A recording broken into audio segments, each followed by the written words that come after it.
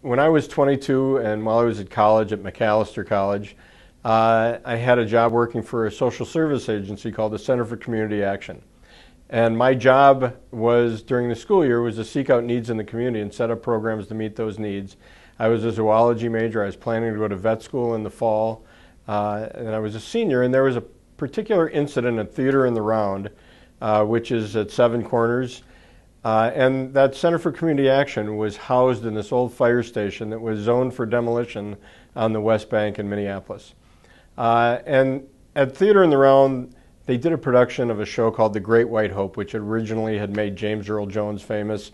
And Theater in the Round has always been a community theater in which people do it avocationally or as a hobby, and they don't pay people. Well, this production of The Great White Hope was quite successful, and they wanted to extend it. And the central actor, a guy named Ernie Hudson, who's gone on to have a fantastic career in film, television, and stage, said, I've done the volunteer work of rehearsing and running for 4 weeks that I said I would, and if you'd like to continue the run, I'd like to be compensated for my talent.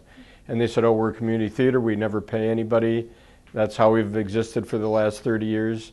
And he said, well, I guess then I won't carry it on. And what really, probably in retrospect, may have been a financial issue, the point came out that there was a lack of professional opportunity for the theater artists of color in the Twin Cities. And my job was to seek out needs in the community and set up programs to meet those needs. And this really was sort of a trigger for me. My childhood icon had been Martin Luther King, and we were at a time in American history. This was the bicentennial, so America had a 200th birthday in 1976. And so there was a desire to sort of portray the ideals on which America was founded in different ways.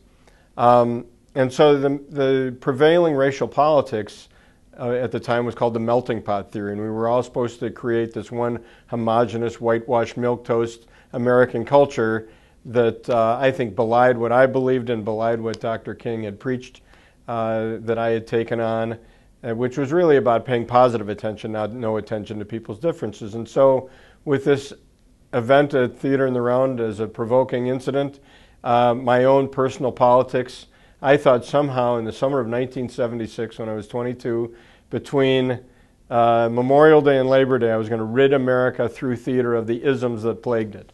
And 37 years later, it's a summer project that's run amok, and barely a dent has been made, and the times have changed, prevailing attitudes have changed, racial politics have changed, but the very impetus that started Mixed Blood in 1976, while it's matured and evolved and become more sophisticated, it's still that central core of positive coexistence of people with difference, and successful pluralism remains the reason I go to work every day.